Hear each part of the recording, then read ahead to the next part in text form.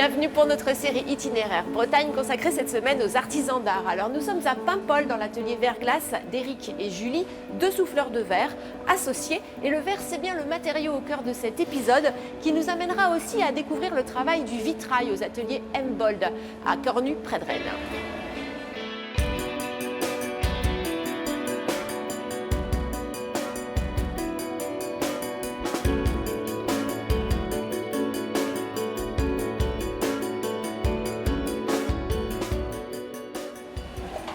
Alors Julie, on est dans votre atelier avec Éric.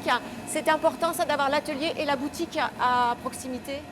Le bâtiment s'est prêté à ça en fait, de pouvoir fabriquer, être vu par les clients et vendre tout dans le même espace, ça me semblait parfait à l'époque. Le verre, pour vous, c'est un matériau un peu vivant? Complètement.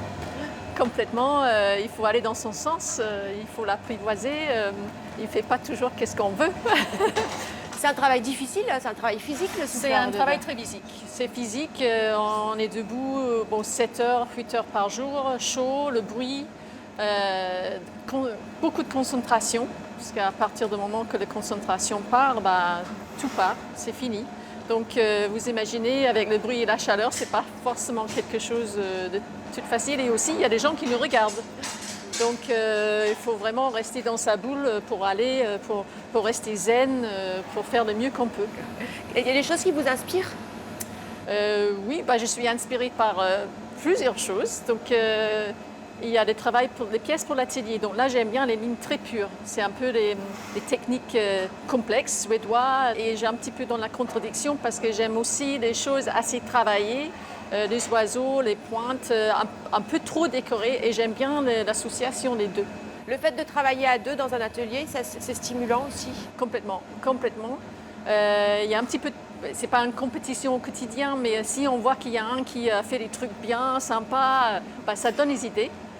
Mais aussi, ça donne, moi aussi, j'ai envie de, ça me donne des idées, moi aussi, je vois ça, mais un peu différemment. Et oui, ça fonctionne pour tous les deux d'ailleurs. Très bien, merci beaucoup Julie. Merci. Et donc maintenant, on retourne un petit peu dans le passé. On va à la cristallerie de Fougères qui a fermé en 2005. C'était une entreprise créée en 1921 par l'abbé Bridel et qui a accueilli jusqu'à 200 salariés.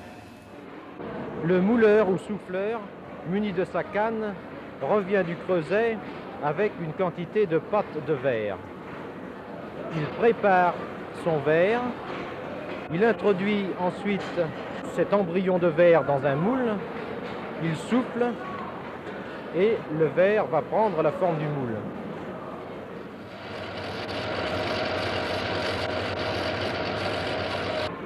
L'ouvrier que vous voyez ici façonne la jambe grâce à un apport de pâte de verre qui lui a été fourni par un jeune ouvrier apprenti.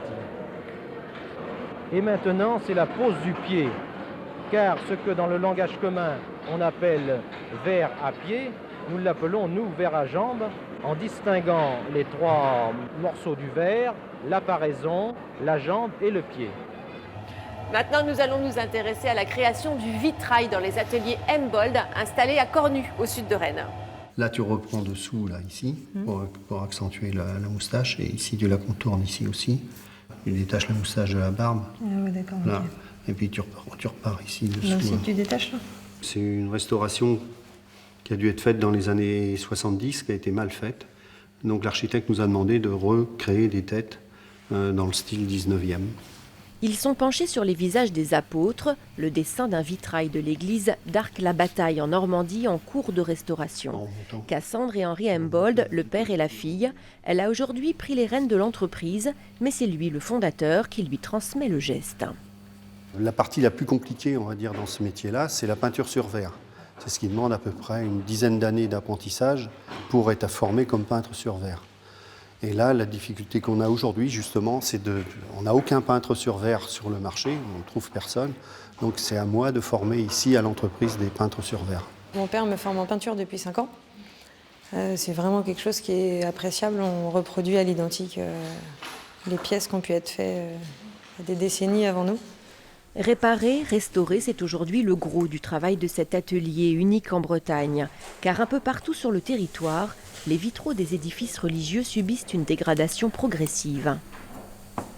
Ce qu'on trouve dans les églises aujourd'hui, c'est suite à un chauffage qui a été mis dans des édifices qui n'ont jamais été conçus pour ça, on a un taux d'humidité sur les vitraux qui est excessif.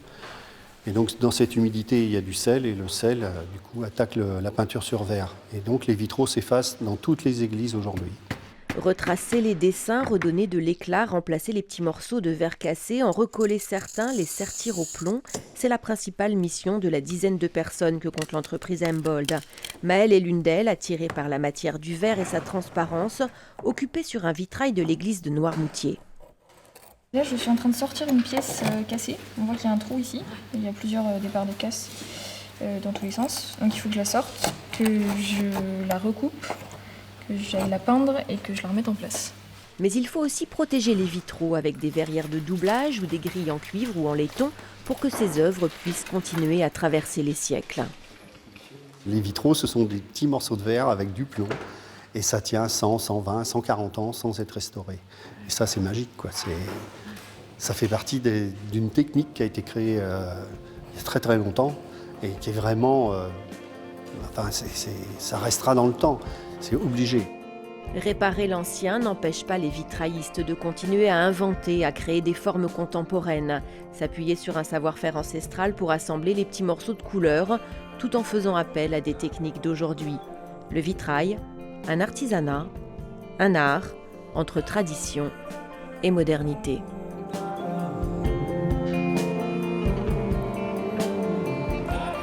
Entre le jeu des transparences et des couleurs, tout fait envie ici, mais il est temps de quitter l'atelier Verglas d'Éric et Julie à Paimpol. Vous pouvez retrouver bien sûr ce numéro sur le site de France 3 Bretagne. Bonsoir.